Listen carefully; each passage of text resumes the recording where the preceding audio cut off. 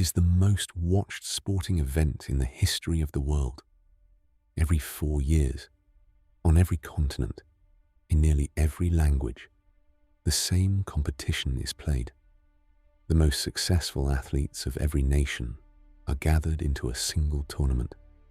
Stadiums are filled, streets are emptied, workplaces grind to a halt.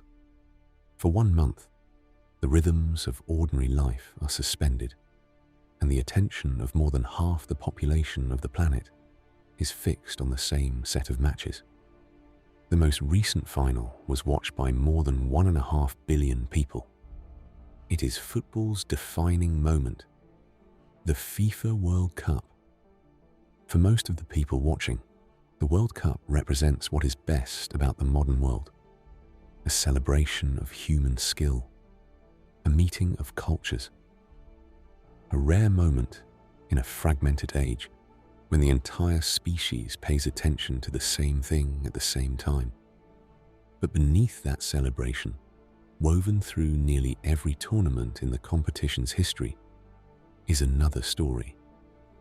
It is the story of state propaganda dressed as sport, of dictators using football to mask atrocity, of magnificent national teams that were destroyed in plane crashes, in revolutions in the back rooms of corporate sponsorship deals, of trophies hidden under beds during the Second World War and stolen in the dead of night decades later, of players who were drugged with substances banned from modern medicine, of matches whose outcomes appear to have been determined long before the referee blew the opening whistle, of one player murdered for an own goal in a car park in his home country days after the final whistle, of another, the greatest in the world, suffering a violent convulsion in his hotel room on the day of the final,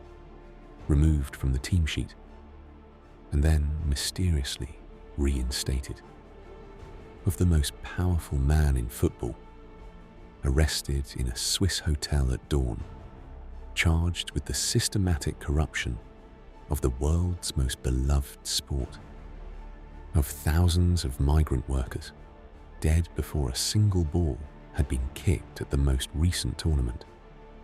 For nearly a century, the World Cup has stood at the center of human culture as both a celebration and a crime scene. The two have been almost impossible to separate. Every great sporting moment of the modern era has been shadowed by an event from the same tournament that we do not, today, like to remember. In 1950, the Italian national team, defending champions of the world, refused to fly to the World Cup in Brazil. The team that had won in 1938, and the club from which most of its players came, had been destroyed in a plane crash the year before. Italy traveled to South America by boat. The journey took 2 weeks. The players arrived seasick, unfit, and broken. They were eliminated in their first match.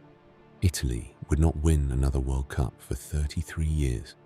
In 1966, an Indian footballing federation was reportedly told by FIFA that its players could not compete at the World Cup because they preferred to play barefoot. Whether the story is entirely accurate or apocryphal, India has not appeared at a World Cup since. In 1954, an unbeaten team of Hungarian masters, perhaps the greatest international side ever assembled, lost a final they should have won against a German team whose players, decades later, would be revealed to have been receiving regular injections of a substance developed by Nazi scientists during the Second World War. In 1978, a military junta hosted the tournament, while thousands of its own citizens were being abducted, tortured, and disappeared. Blocks from the stadiums where the matches were being played. These are not isolated incidents.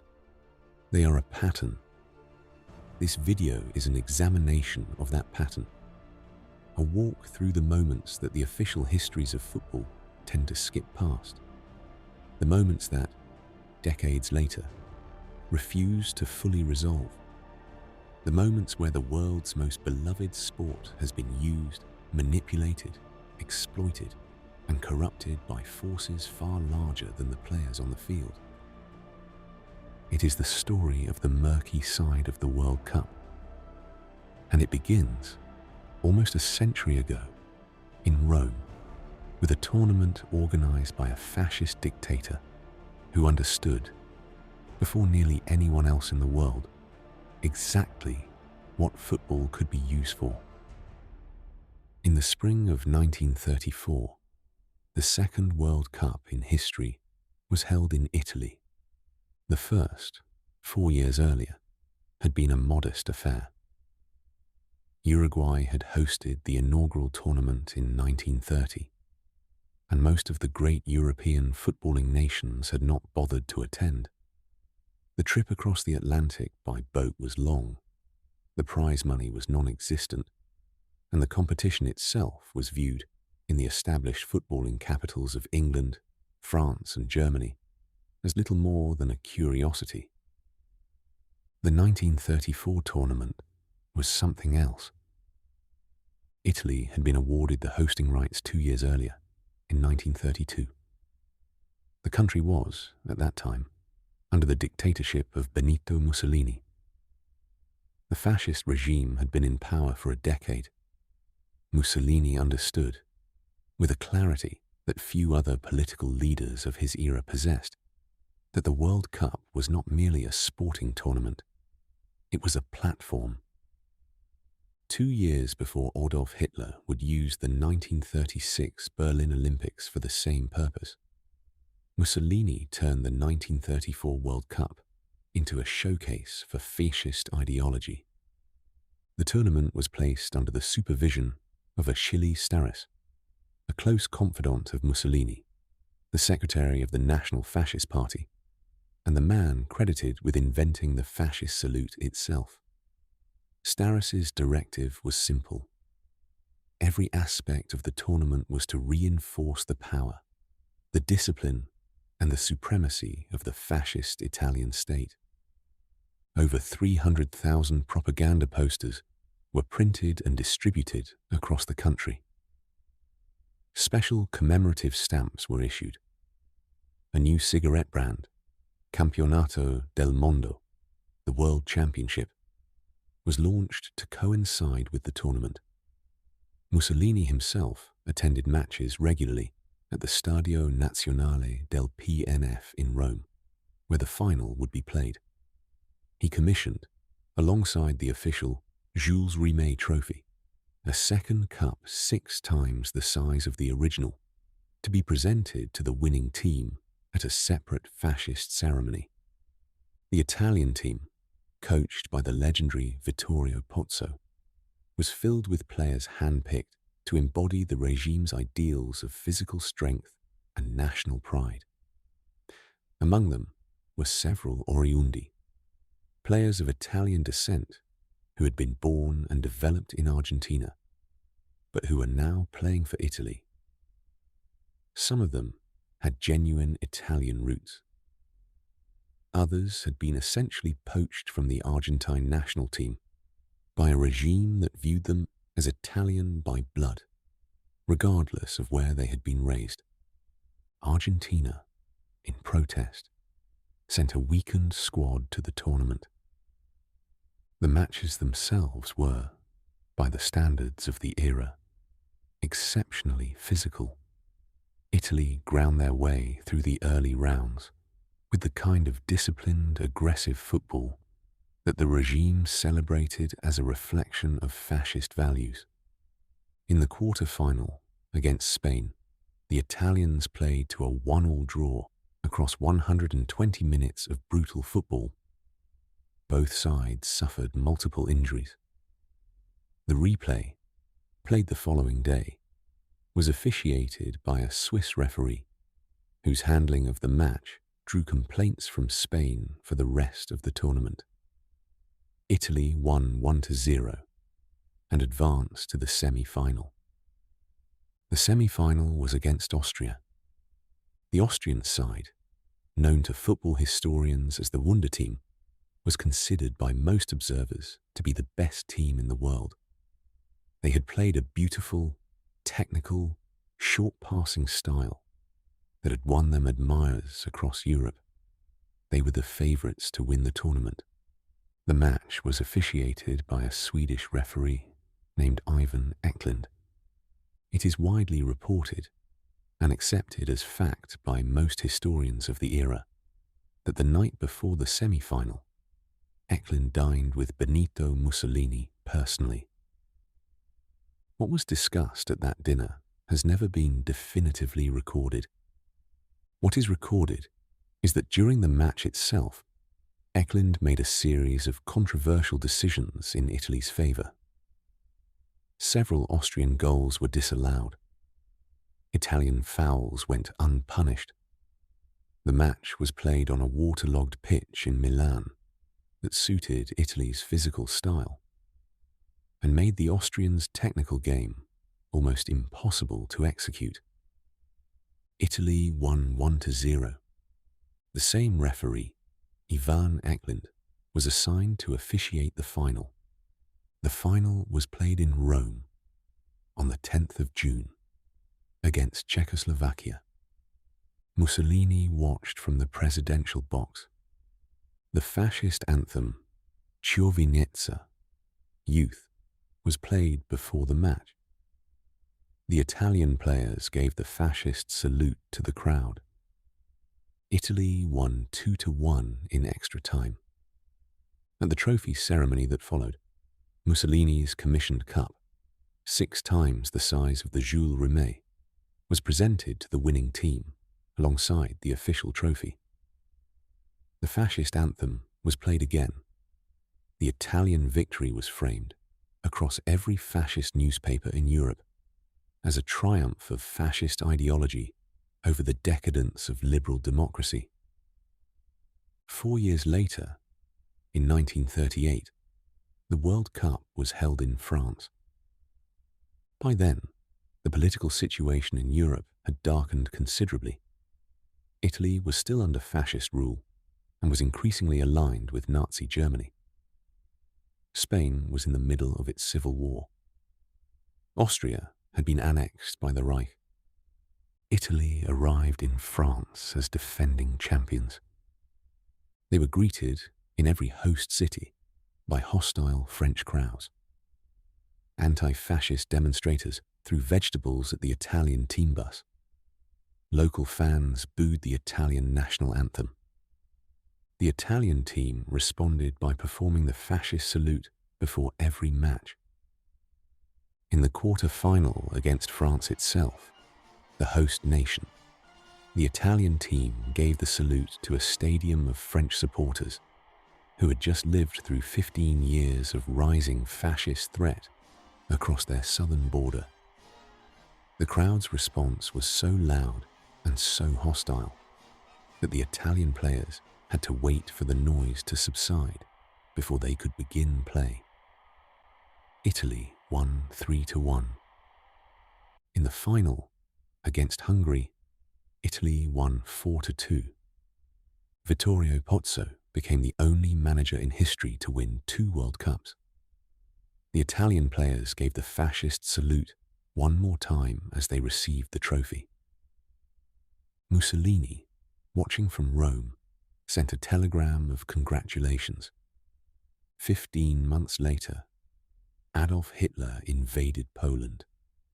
The Second World War had begun, and the Jules Rimet trophy, which had been won twice by fascist Italy, was about to begin a journey more dangerous than anyone in 1938 could have imagined.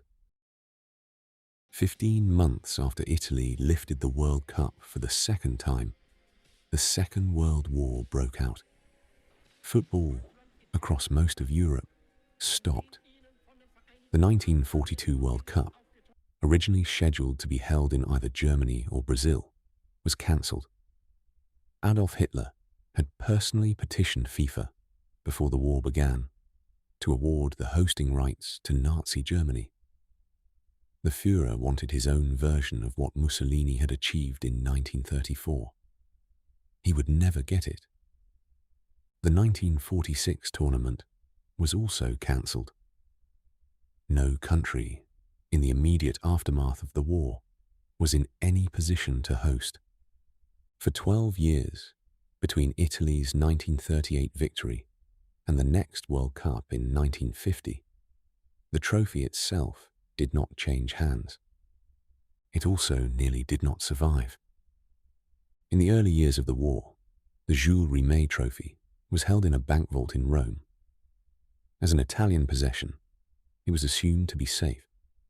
But in 1943, the political situation in Italy collapsed.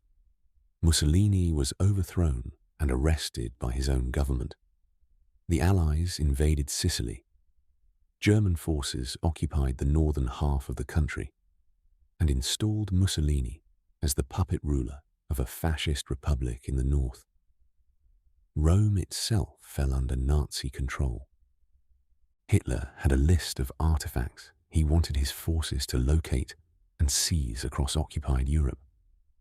The list included the Holy Grail.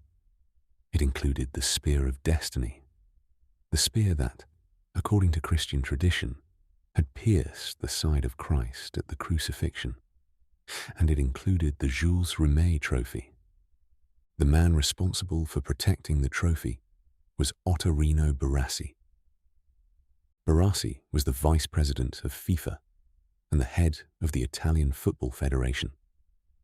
He understood, as soon as the Nazis arrived in Rome, that the trophy in the bank vault was not safe. He went to the bank. He removed the trophy. He brought it to his own home in Rome. He placed it in a shoebox. He hid the shoebox under his bed.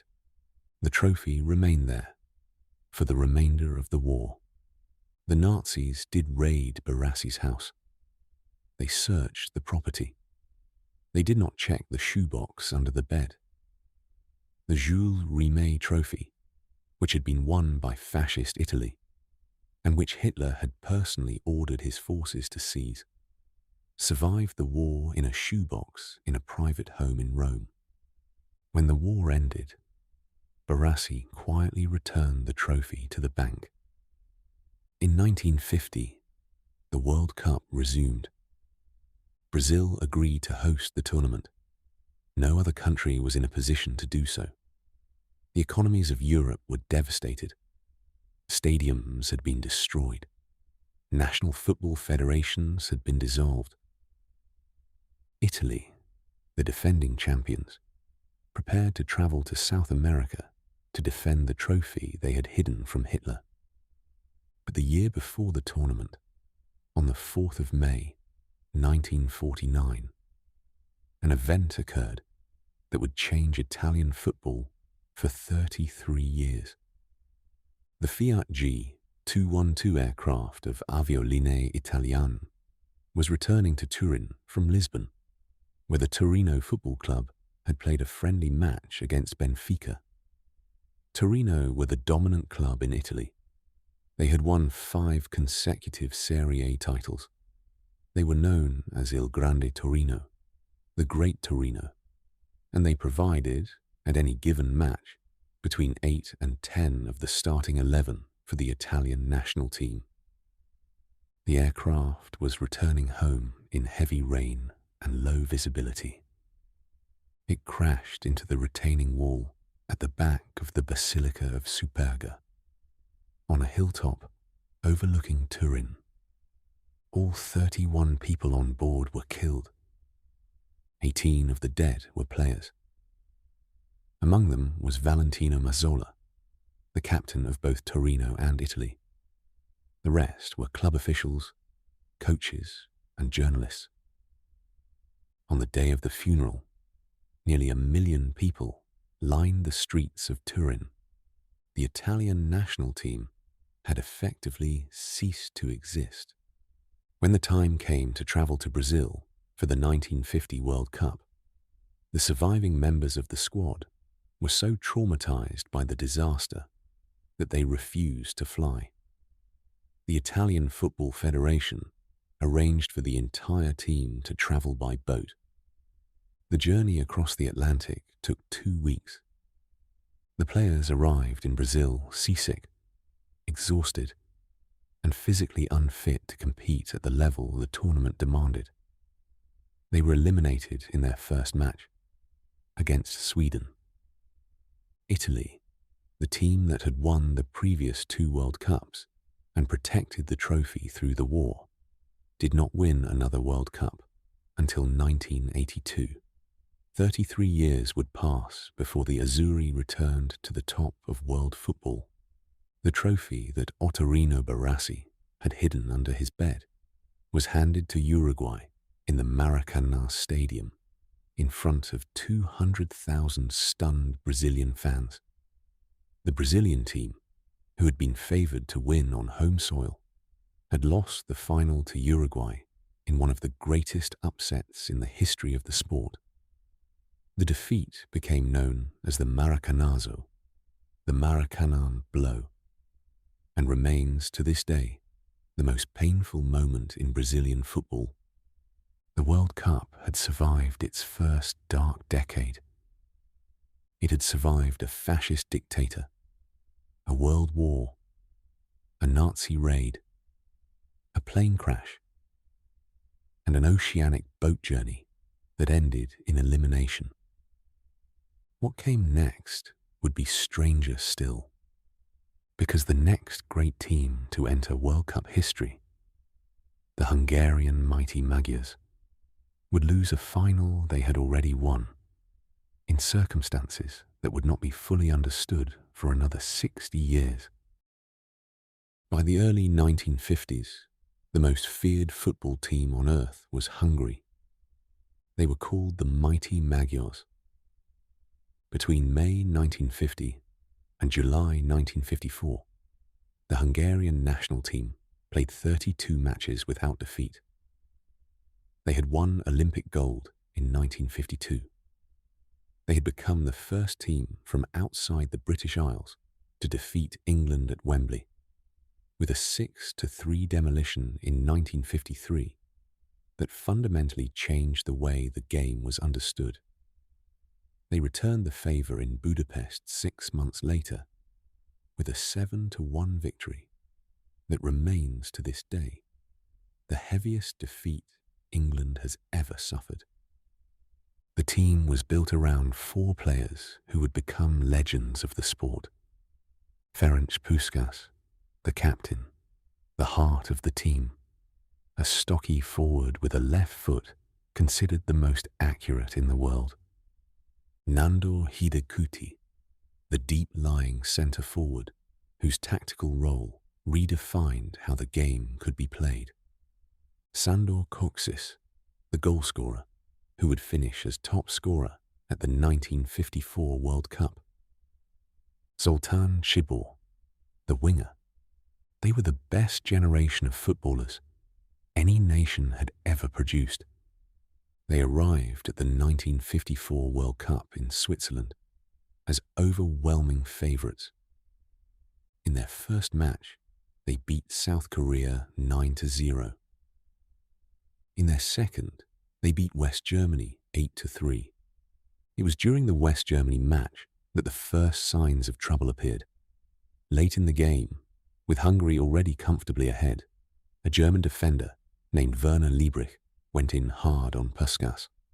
The Hungarian captain sustained an injury to his ankle that would affect him for the rest of the tournament. Many Hungarians, then and now, believed the challenge was deliberate. Hungary continued through the tournament without their fully fit captain. They beat Brazil 4-2 in a violent quarter-final, remembered as the Battle of Bern, in which 3 players were sent off, and the violence continued in the dressing rooms afterwards. They beat reigning champions Uruguay 4-2 in extra time in the semi-final. They reached the final. Waiting for them, in a strange echo of the group stage, was West Germany. The final was played at the Wankdorf Stadium in Bern on the 4th of July, 1954. It rained. Hungary opened the scoring after 6 minutes through Puskás. 2 minutes later, Csibor made it 2-0. The match was effectively over. And then, somehow it was not. West Germany pulled one back in the 10th minute. They equalised in the 18th. The Hungarians, who had been so far above their opponents in every previous meeting, suddenly found themselves unable to control the match. The German players seemed to have grown stronger as the game progressed. Their pressing was relentless. Their tackling was ferocious. Their movement in the second half was as sharp as it had been in the first. In the 84th minute, the German forward Helmut Rahn scored the goal that won the World Cup. In the final seconds, Puskás scored what looked like an equaliser. The goal was disallowed for offside. Replays, even of the grainy black and white footage from 1954, show that he was almost certainly onside. West Germany 3, Hungary 2. The result became known in Germany as Das Wunder von Bern, the miracle of Bern. In Hungary, it was treated as a national tragedy. The team returned to Budapest to find the streets lined with mourning fans. There were rumours that the players had been bribed. There were rumours that the result had been fixed. There were rumours that something stranger had occurred. For 60 years, the result was understood as one of the great upsets in football history. A combination of German determination, Hungarian fatigue, and the weather. The German players had been fitted for that final with a new design of football boot supplied personally by Adolf Dassler, the founder of Adidas. The boots had screw-in studs that could be lengthened for wet conditions. The Hungarians had no such option. When the rain came down at half-time and the pitch turned to mud, the Germans changed their studs. The Hungarians could not. That, for 60 years, was the official explanation. In 2013, a different one emerged. A research team at the Humboldt University in Berlin, led by Professor Gisela Spitzer, was commissioned by the German Federal Institute of Sport Science to conduct a comprehensive study into the history of doping in German sport. The study examined records dating back to the early post-war years. Its findings were published in a report titled Doping in Germany from 1950 to Today. The study concluded that the 1954 West German World Cup squad had been receiving regular injections of a substance called pervitin. Pervitin was the German brand name for methamphetamine. It had been developed before the Second World War and distributed in vast quantities to the Wehrmacht. German soldiers had used it to stay awake through long marches. Luftwaffe pilots had used it to remain alert on extended sorties. It had been known during the war by another name. The soldiers had called it Panzer Schokolade, tank chocolate. According to the Humboldt study, the 1954 German players had received pervitin injections in the run-up to the tournament, and again during it. They had, in some cases, shared the same needles. In the weeks and months following the final, several of the German players became seriously ill. Multiple players contracted jaundice. Several developed what was described as black fever. 2 of them, defender Werner Kohlmeier and forward Richard Herrmann, eventually died of cirrhosis of the liver. The official cause of the post-final illnesses was never definitively established. Some attributed it to a vaccination given to the squad before the tournament. The Humboldt study suggested the cause was more likely the shared needles used to administer the methamphetamine. The German Football Federation denied the findings. The findings stood. This was not the only time the question of doping was raised about a West German World Cup squad. In 1966, a FIFA medical official named Dr. Mihailo Andreevich sent a letter to the president of the German Athletics Federation. The letter informed the federation that doping tests conducted by FIFA at the end of the 1966 World Cup had identified, in the words of the letter, slight traces of ephedrine in 3 players of the German national team. The letter was suppressed for decades. It surfaced as part of the same Humboldt study that had documented the 1954 pervitin findings. The 1974 West German team, coached by Helmut Schön and captained by Franz Beckenbauer, was also implicated by the broader study. The findings were less specific, but the pattern was the same. The German Football Federation denied everything. The denials, in the face of an academic study commissioned by the German government itself, were difficult to sustain. But the broader story of 1954 did not end with the doping question. It ended with what happened in Hungary. 2 years after the miracle of Bern, in October 1956, the Hungarian people rose against the Soviet-backed communist government that had ruled them since the end of the Second World War. The Hungarian Revolution began in Budapest, with students and workers demanding democratic reform. For several days, the revolution succeeded. The Soviets withdrew their forces from the capital. Then the tanks came back. By the time the Soviet invasion of Hungary was complete, more than 2,000 Hungarians were dead. Over 200,000 fled the country as refugees. Among the refugees were members of the mighty Magyars. Ferenc Puskás was on tour with his club, Honvéd, when the revolution broke out. He refused to return to Hungary. He was banned from playing football by FIFA for 2 years.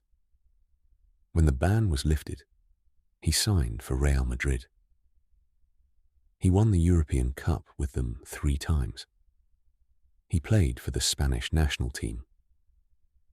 He never wore the colours of Hungary again. Sandor Kocsis went to Barcelona.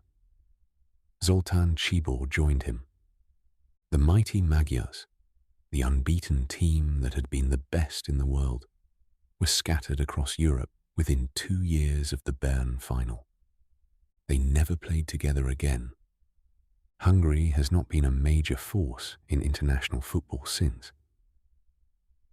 Whether the result in Bern was honest, whether the German players were genuinely the better team on the day, whether the rain and the boots and the disallowed offside goal were enough to overturn one of the greatest sides in football history, these are questions the official record cannot fully answer.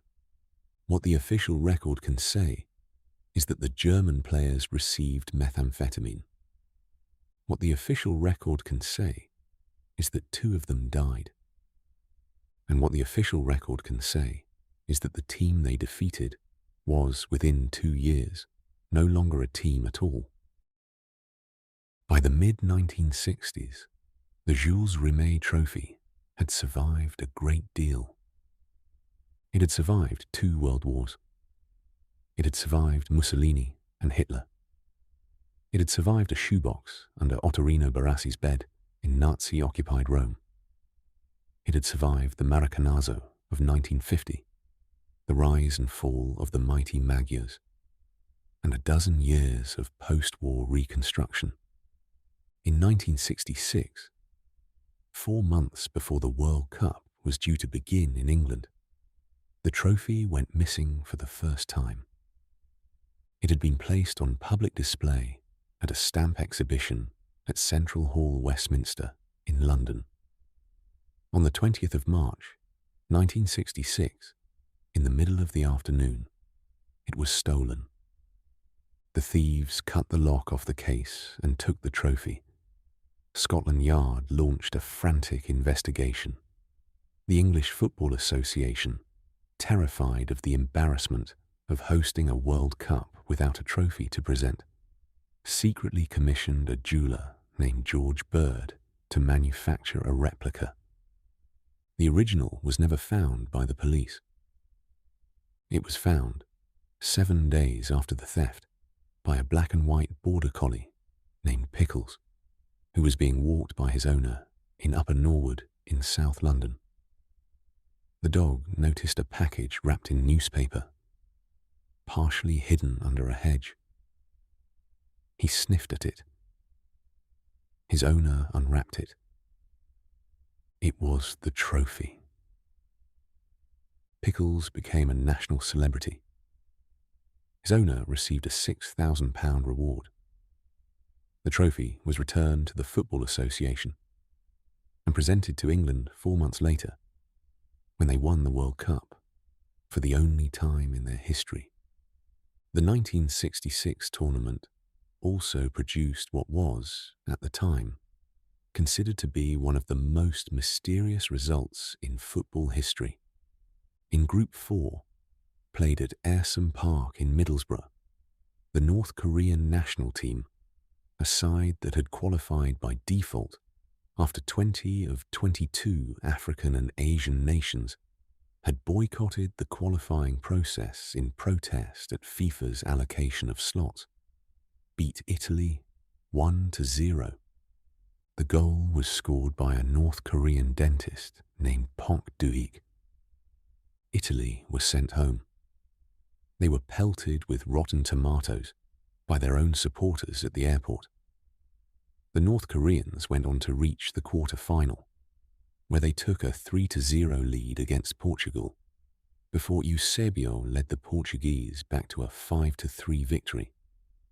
After the tournament, the North Korean team returned home, and for nearly 40 years they were not heard from in the West.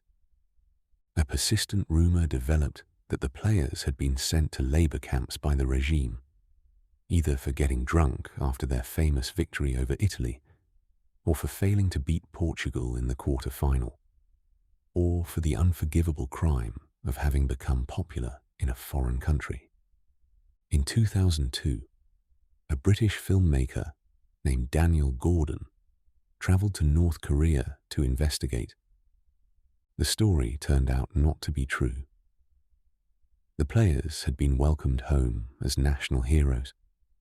They had received apartments on a street in Pyongyang, reserved for the country's athletic champions. Park Do-ik, the dentist who had scored the goal against Italy, had spent the decades after the tournament working as a gymnastics instructor. The labour camp story, like many things about North Korea, had been a Western invention. But the trophy itself had not finished its journey. Brazil had won the World Cup in 1958, in 1962, and again in 1970. Under the rules of the competition as originally laid down by Jules Rimet, any team that won the trophy 3 times was entitled to keep it permanently. The trophy was handed to the Brazilian Football Confederation. For 13 years, it was kept on display at the Confederation's headquarters in Rio de Janeiro, inside a glass case that had been described at the time as bulletproof. On the night of the 19th of December, 1983, 4 men broke into the building. They went to the case. They discovered, almost immediately, that the bulletproof front of the case was bulletproof, but the wooden back of the case was not. They removed the back. They took the trophy. They were never identified. The trophy has never been recovered. The most widely accepted theory is that the Jules Rimet, the trophy that had survived Hitler, Mussolini, the Second World War, the Nazi raid on Barassi's house, the 1966 theft in London, and the Maracanazo, was melted down for its gold within days of the 1983 theft. It had weighed 3.8 kilograms. It had been 90% gold. It had stood for more than half a century as the most coveted prize in international football. And then, on a December night in Rio de Janeiro, it was gone. The trophy that now circulates the world every 4 years, presented to the winning captain at the final, is a different one. It is the FIFA World Cup trophy, designed by an Italian sculptor named Silvio Gazzaniga and introduced in 1974. It is made of solid 18-karat gold and weighs 6.5 kilograms.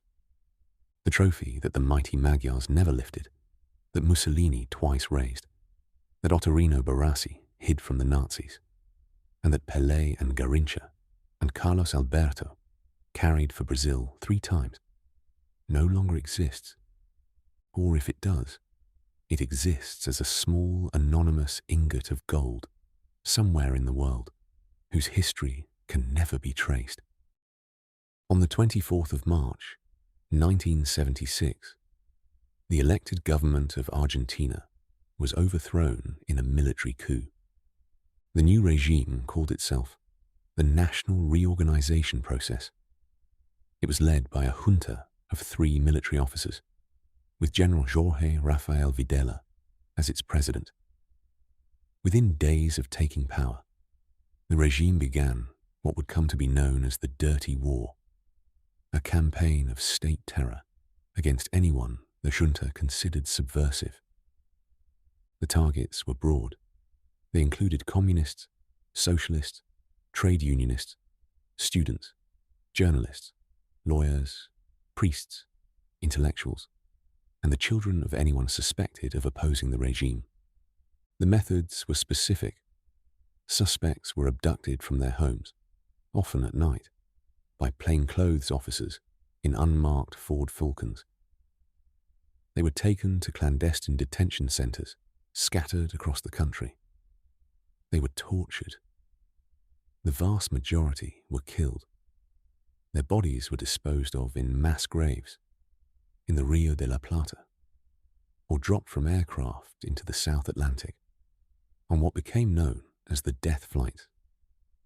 Estimates of the total number of people killed by the junta during its 7 years in power range from 9,000 to 30,000. They are still referred to in Argentina today as the disappeared. In June 1978, 2 years into the junta's rule, the FIFA World Cup was held in Argentina.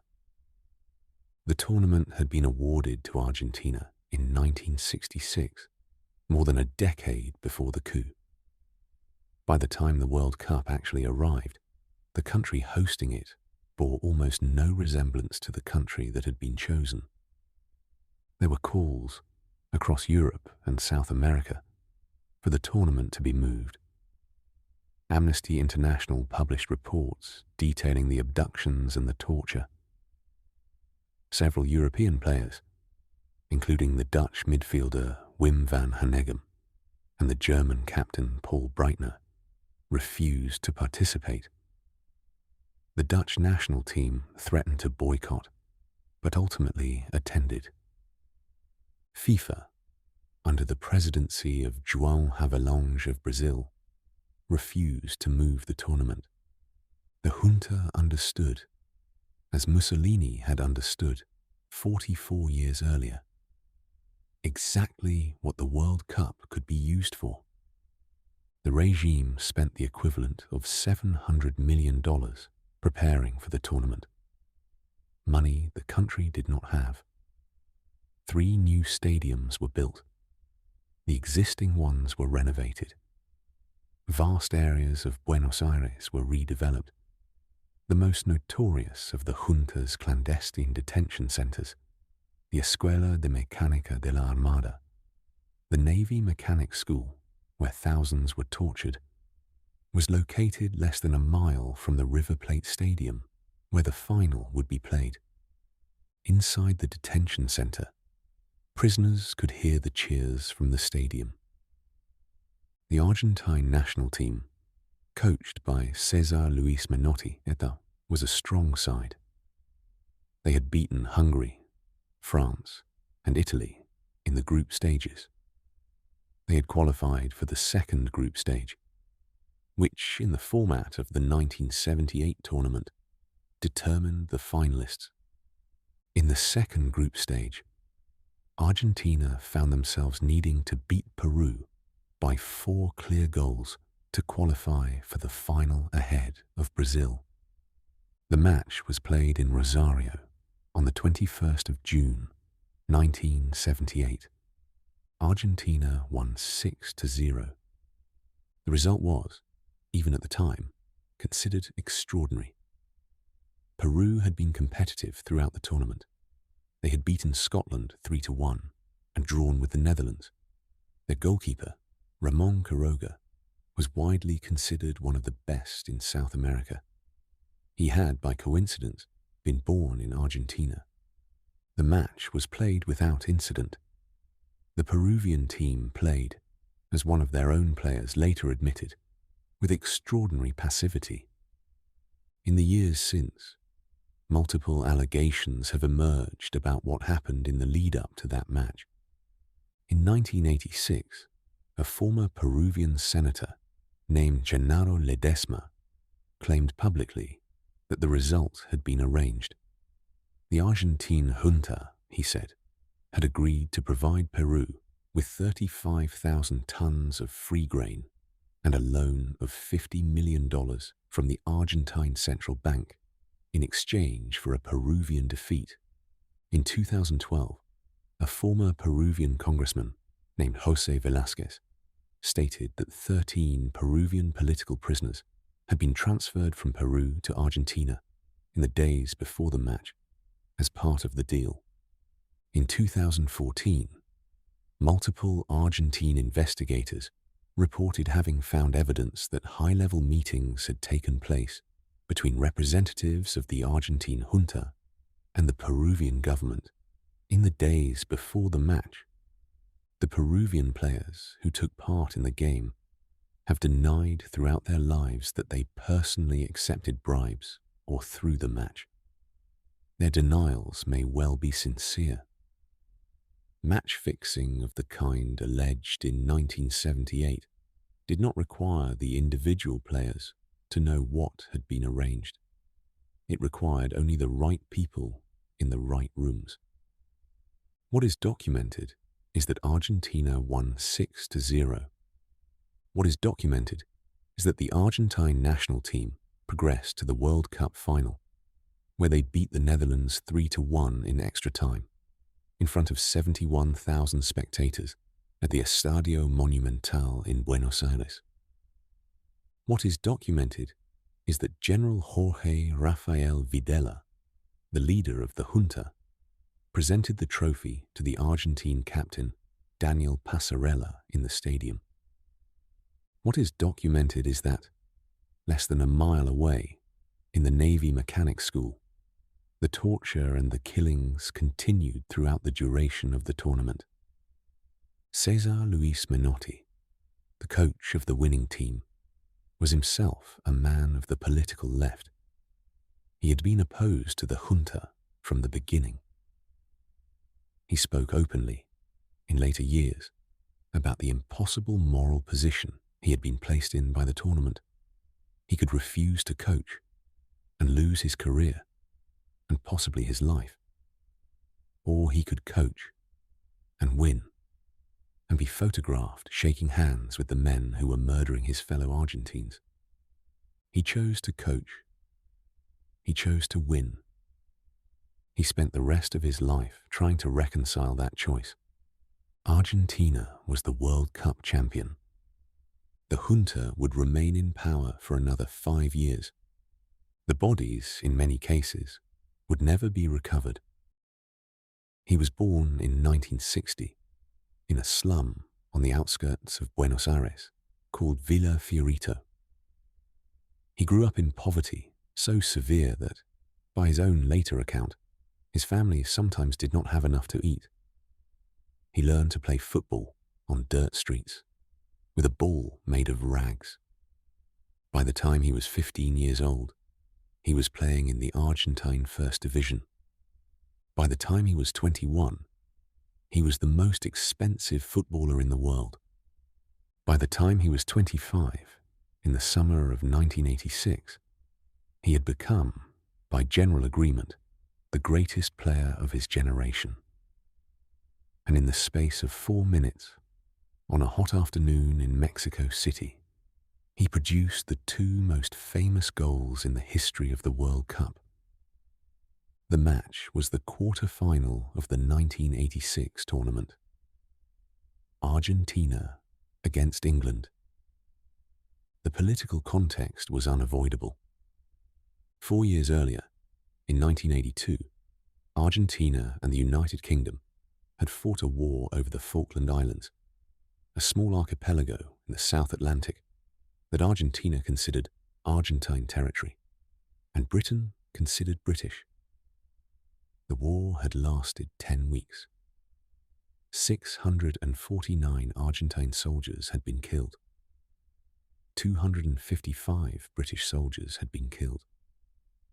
The Argentine military junta, the same junta that had hosted the 1978 World Cup, had collapsed within weeks of the surrender. When the two countries met on a football field in 1986, the wounds were still fresh.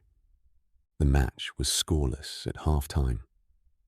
In the 51st minute, Diego Armando Maradona, Argentina's number 10, chased a long ball into the English penalty area. The English goalkeeper, Peter Shilton, jumped to punch it clear.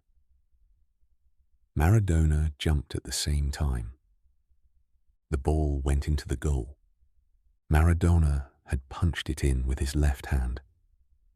The referee, a Tunisian official named Ali bin Nasser, did not see the handball. He awarded the goal. The English players surrounded him. The protest was dismissed. Argentina led 1-0. In the press conference after the match, asked how he had scored, Maradona offered a description that would enter the language of football forever. The goal, he said, had been scored un poco con la cabeza de Maradona y otro poco con la mano de Dios. A little with the head of Maradona and a little with the hand of God. 4 minutes after the handball, he scored again. This time, there was no controversy. He received the ball in his own half. He turned, beat 3 English midfielders with a single movement, and ran 50 meters past 4 more defenders before rounding the goalkeeper and slotting the ball into an empty net. It has been voted by FIFA the greatest goal in World Cup history.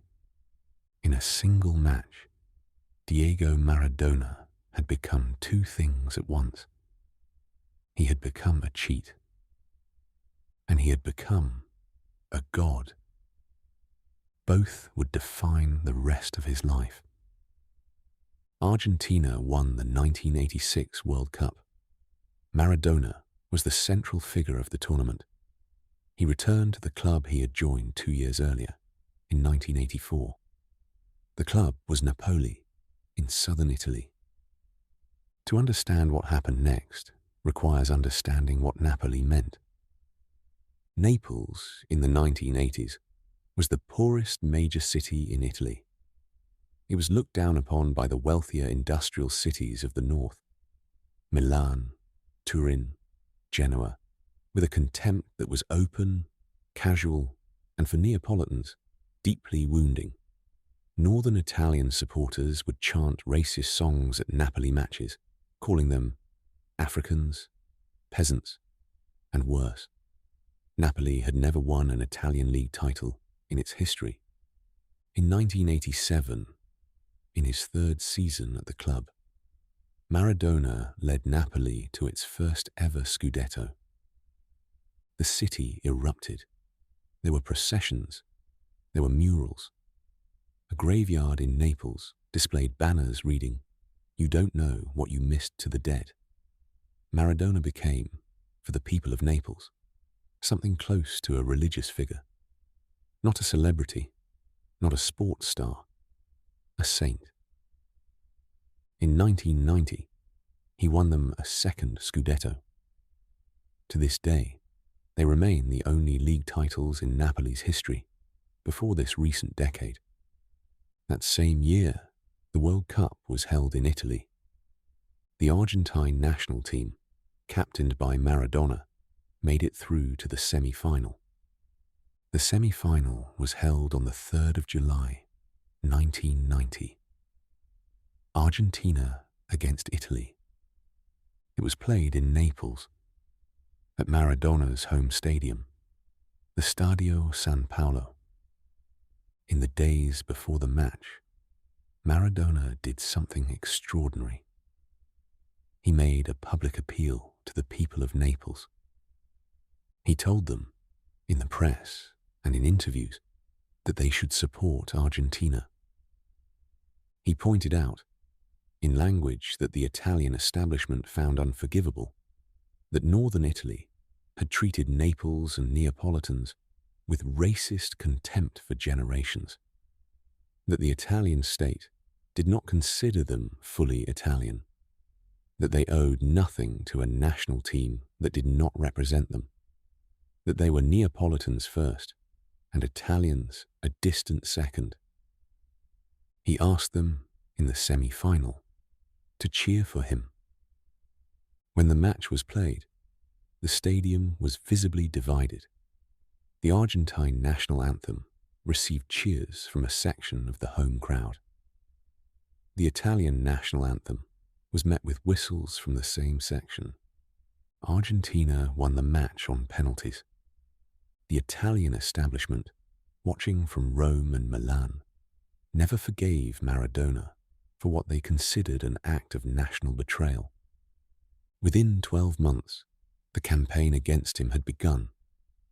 In March 1991, Maradona tested positive for cocaine in a post-match urine test. He was banned from football for 15 months. The Italian state opened a separate criminal investigation. He was forced to leave Napoli. He left Italy in disgrace. He never played for the club again. He had given Naples its only 2 league titles in history. He had also, in the eyes of the rest of the country, divided Italy at the moment of its greatest sporting opportunity. Both things were true. Maradona's life, after his expulsion from Italy, became increasingly chaotic. He played briefly for Sevilla in Spain. He returned to Argentina. He was banned from the 1994 World Cup after testing positive for the stimulant ephedrine after a group stage match. He retired in 1997. He struggled with addiction. He survived multiple near-fatal medical emergencies. He had 2 heart attacks. He was hospitalized repeatedly with respiratory failure. In November 2020, at the age of 60, he died of cardiac arrest at his home outside Buenos Aires. The official cause was heart failure. Subsequent investigations have raised serious questions about the medical care he received in his final days. Multiple members of his medical team are currently facing charges in Argentina for what prosecutors have described as gross negligence. The legal proceedings are ongoing. In Naples, on the day of his death, the city declared 3 days of public mourning. The Stadio San Paolo, where Maradona had played his greatest matches, was officially renamed the Stadio Diego Armando Maradona within days.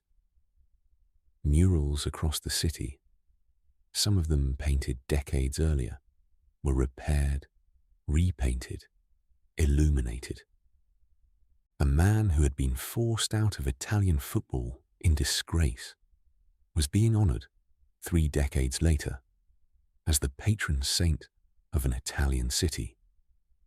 Diego Maradona is the only footballer in history to have been simultaneously the greatest player of his generation, a confessed cheat, a national hero in 2 countries, a national traitor in a third, a cocaine addict, a champion, a victim, a god, and a devil. He won a World Cup with his hand. He won a World Cup with his foot. He betrayed an entire nation. And he is, in another country, worshipped as a saint. In the summer of 1994, the FIFA World Cup was held in the United States for the first time in history. The tournament was, by most measures, a commercial success. American audiences turned out in numbers that surprised FIFA. The matches in the Rose Bowl, the Cotton Bowl, and Soldier Field were sold out. The final, held in Pasadena, was watched by 94,000 people in the stadium and more than 2 billion around the world. But the tournament also produced one of the darkest moments in the history of the sport. Colombia had arrived in the United States as one of the favorites. The Colombian national team of the early 1990s was considered by many to be the best in the country's history. They had qualified for the World Cup by beating Argentina 5-0 in Buenos Aires the previous September. Pelé had publicly predicted that Colombia would win the tournament. The team's captain, the elegant defender Andrés Escobar, was 32 years old and at the peak of his career. What was happening inside Colombia at the time was less publicly discussed. The country was in the grip of a violent decade. The Medellin drug cartel, run by Pablo Escobar, no relation to the footballer, had spent the late 1980s in open war with the Colombian state. Pablo Escobar had been killed by Colombian security forces in December 1993, 6 months before the World Cup. His death had not ended the violence. It had fractured it. The various factions of the Medellin cartel, the rival Cali cartel, and a network of paramilitary groups had all become involved in the gambling markets that surrounded major football matches. Vast sums of money were wagered on the Colombian national team. In their opening match of the tournament, Colombia lost 3-1 to Romania. In their second match, against the host nation United States, Colombia were eliminated. The match was played on the 22nd of June, 1994, in the Rose Bowl in Pasadena. In the 35th minute, a United States midfielder named John Harkes crossed the ball into the Colombian penalty area. Andrés Escobar, attempting to clear the ball, slid in and deflected it into his own goal. The United States won 2-1. Colombia were eliminated from the World Cup at the group stage. Escobar returned to Medellin with his teammates a week later. On the night of the 1st of July, 1994, 10 days after the match against the United States, Escobar went to a bar called El Indio in the El Poblado neighborhood of Medellin. He spent the evening with friends. In the early hours of the 2nd of July, he left the bar and walked toward his car in the parking lot. He was approached by 3 men. They argued with him about the own goal. One of the men, later identified as Humberto Castro Muñoz, drew a handgun and shot Escobar 6 times in the chest and back. With each shot, witnesses later reported, the gunman shouted "Goal, goal," in the manner of a Spanish-language football commentator. Escobar was 32 years old. He died in hospital 45 minutes later. His funeral was attended by more than 120,000 people. The investigation that followed established certain facts. Humberto Castro Muñoz was a known associate of figures connected to the gambling operations of the Medellin cartel. He was identified as the gunman, arrested, and convicted of murder. He was originally sentenced to 43 years in prison. He was released after serving 11. What the investigation did not establish, in any conclusive form, was who had ordered the killing. The leading theory, then and now, is that powerful figures within the Colombian gambling networks had lost vast sums of money when Colombia was eliminated. Escobar, whose own goal had been the deciding moment of the tournament for Colombia, became the target of their fury. The killing, in this theory, was not a spontaneous bar argument that escalated. It was an execution that had been ordered, planned, and carried out in a way designed to send a message to other Colombian players about the consequences of failing on the international stage. Other theories have circulated over the decades. Some have suggested that Escobar had been threatened before the match against the United States and had been instructed to deliberately concede a goal.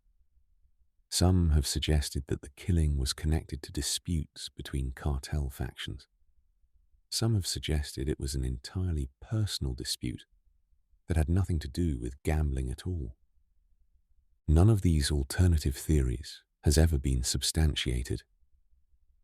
What is documented is that Andrés Escobar, a man who, before his death, had been planning to leave Colombian football for a contract with AC Milan, a man who had written a public letter forgiving the United States team and the Colombian fans before he was killed, a man whose nickname within the Colombian squad had been El Caballero del Fútbol, the gentleman of football, was murdered in a car park in his home city 10 days after an own goal at the World Cup by men associated with the country's organized crime networks.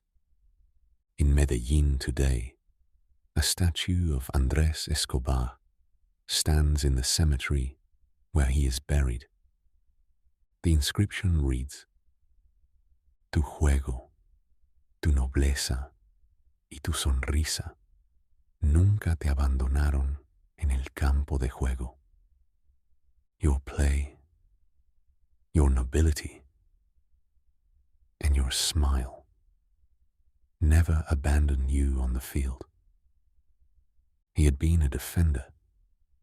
He had been a captain. He had been, by every account of those who played with him and against him, a man of unusual decency in a violent decade.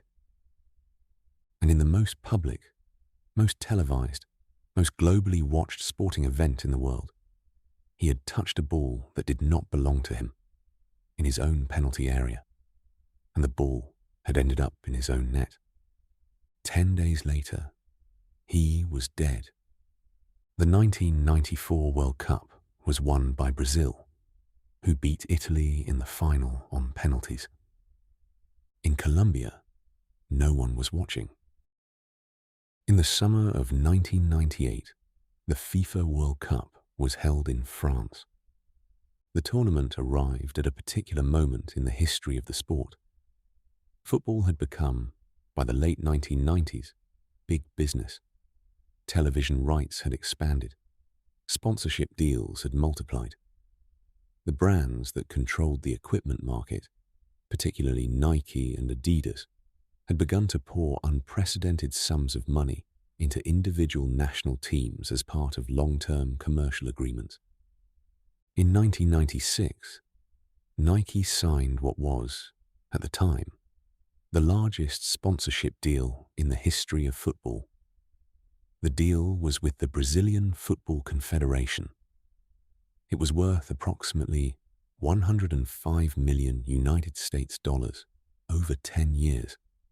In exchange for the money, Nike acquired the right to organize certain commercial fixtures for the Brazilian national team, to dictate certain aspects of the team's commercial presentation, and to attach its brand to the most successful football nation on earth. The president of the Brazilian Football Confederation at the time was a man named Ricardo Teixeira. Teixeira had negotiated the Nike deal personally. The face of Brazilian football at the time of the 1998 World Cup was a 21-year-old forward called Ronaldo. He had been born Ronaldo Luis Nazario de Lima in Rio de Janeiro in 1976. He had broken into the Brazilian national team as a teenager. By 1996, he had been named FIFA World Player of the Year for the first time. By 1997, he had been named again. By the time the World Cup began in France in 1998, he was, by general agreement, the best footballer in the world. He arrived at the tournament with high expectations and a body that was already showing the strain of his career. He had played more matches against tougher opposition at a higher intensity than any 21-year-old in the history of the sport. Brazil advanced to the final. In the group stages, Ronaldo had scored against Morocco. He had aggravated an existing knee injury during that match.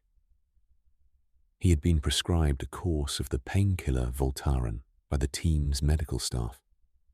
The final was scheduled for the 12th of July, 1998, at the Stade de France in Saint-Denis, outside Paris. The opposing team was the host nation, France. What happened in the hours before kickoff has, in the 28 years since, become one of the most discussed and least understood episodes in the history of the World Cup.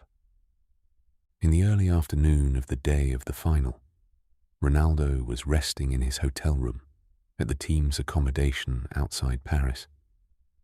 His roommate was Roberto Carlos, the Brazilian left-back. Roberto Carlos, by his own account, was watching television when he heard Ronaldo making strange noises from the adjacent bed. He turned. Ronaldo was having a violent seizure. His body was convulsing. His eyes had rolled back into his head. He had foam coming from his mouth. Roberto Carlos ran for help. The first teammate to arrive was the forward Edmundo. According to multiple accounts published in the years since, Edmundo held Ronaldo's tongue down to prevent him from choking on it. The midfielder Cesar Sampaio arrived shortly afterwards and assisted in administering first aid.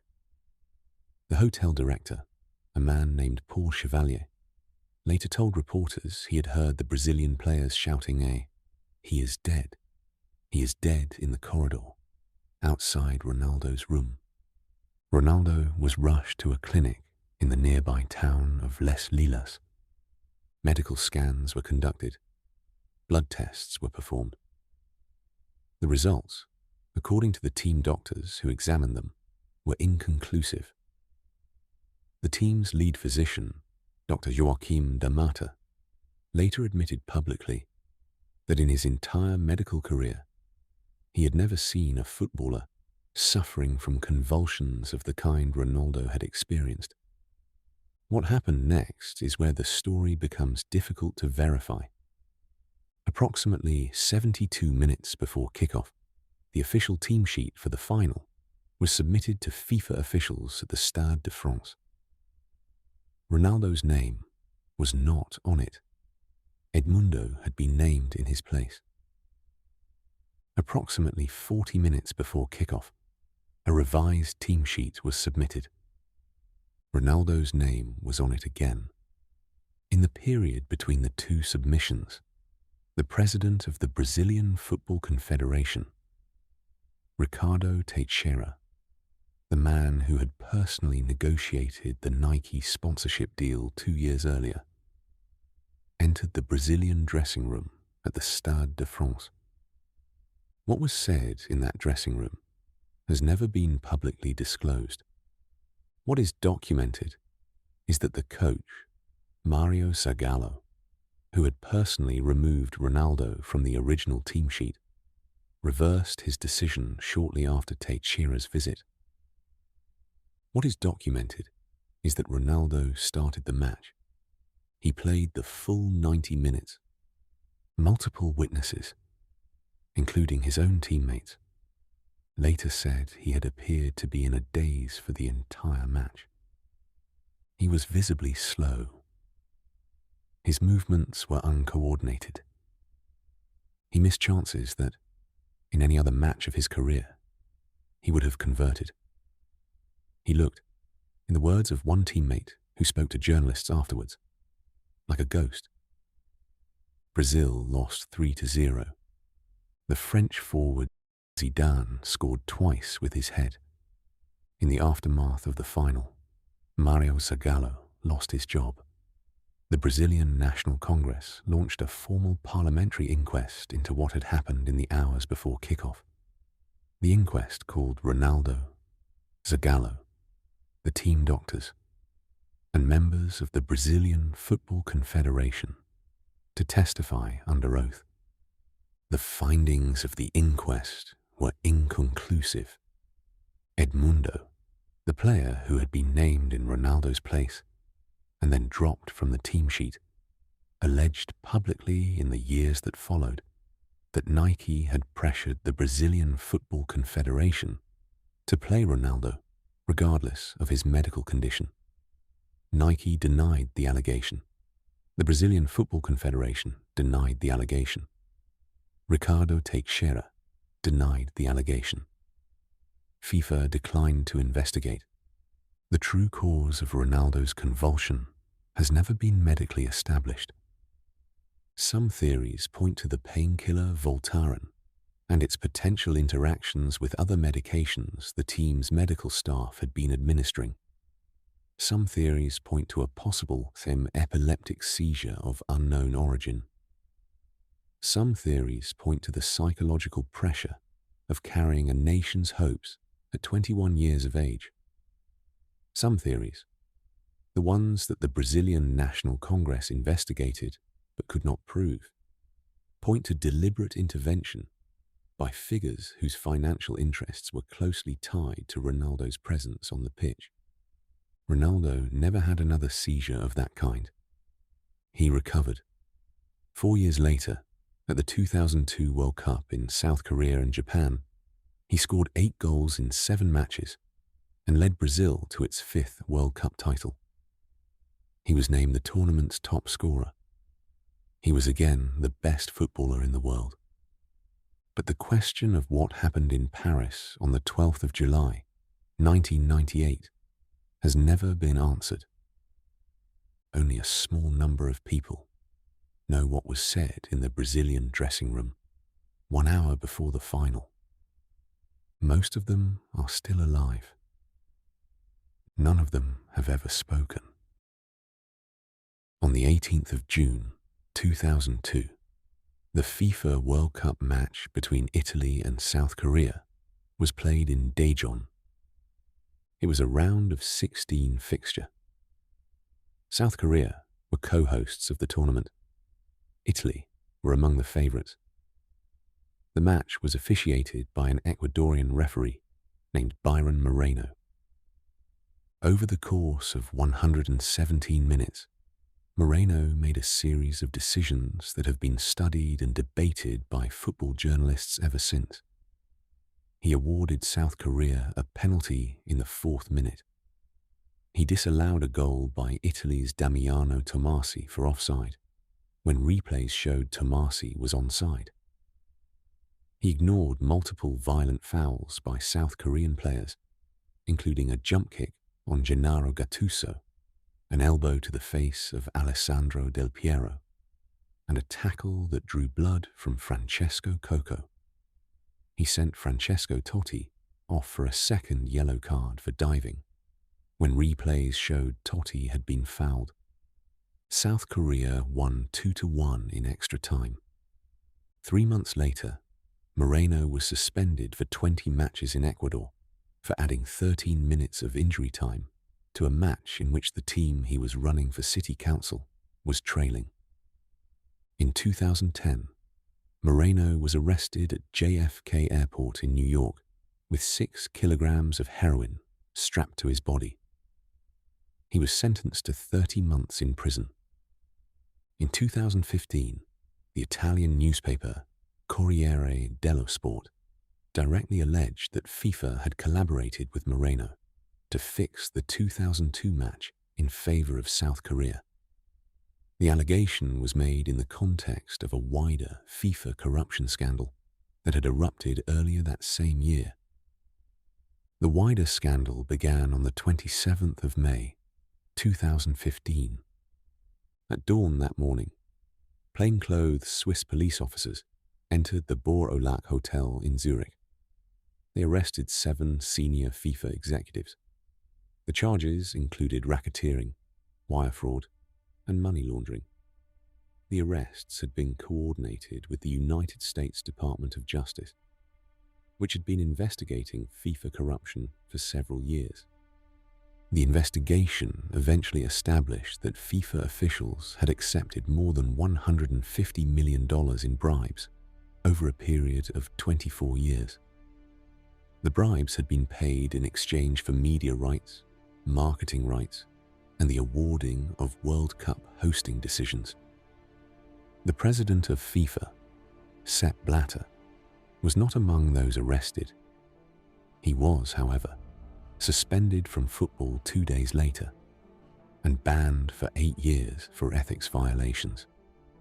Among the decisions that the investigation cast a shadow over was the 2010 awarding of the 2018 World Cup to Russia and the 2022 World Cup to Qatar. The 2022 tournament had been particularly controversial from the moment it was announced.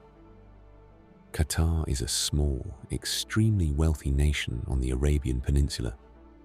It has a population of around 3 million people, the vast majority of whom are foreign workers. It has summer temperatures that regularly exceed 45 degrees Celsius, temperatures at which professional football has never been played in any major tournament in the history of the sport. The tournament had to be moved from its traditional summer slot to November and December. To prepare for the tournament, Qatar undertook the largest infrastructure construction program in modern history. 8 stadiums were built, a new metro system, a new airport, new highways, new hotels. The work was carried out almost entirely by migrant workers from South Asia and Africa, employed under a system known as kafala, in which a worker's legal status is tied to a specific employer who controls their right to leave the country. A 2021 investigation by The Guardian newspaper found that 6,500 migrant workers from India, Pakistan, Nepal, Bangladesh, and Sri Lanka had died in Qatar between 2010 and 2020, the decade during which the World Cup infrastructure was being built. Qatari authorities disputed the figure. They argued that not all of the deaths could be directly attributed to World Cup construction. Many of the deaths were classified by Qatari coroners as resulting from natural causes: heart failure, respiratory failure, sudden cardiac arrest in young men in their 20s and 30s who had no prior medical history. In November 2022, 3 weeks before the tournament began, the Secretary General of the Qatar World Cup Organizing Committee, Hassan Al-Thawadi, stated publicly that the number of worker deaths directly attributable to the tournament was between 400 and 500. The tournament went ahead. Argentina, led by Lionel Messi, defeated France in the final on penalties. The match itself is now considered one of the greatest in World Cup history. The conditions under which it was held are now considered one of the darkest in the history of any sporting event.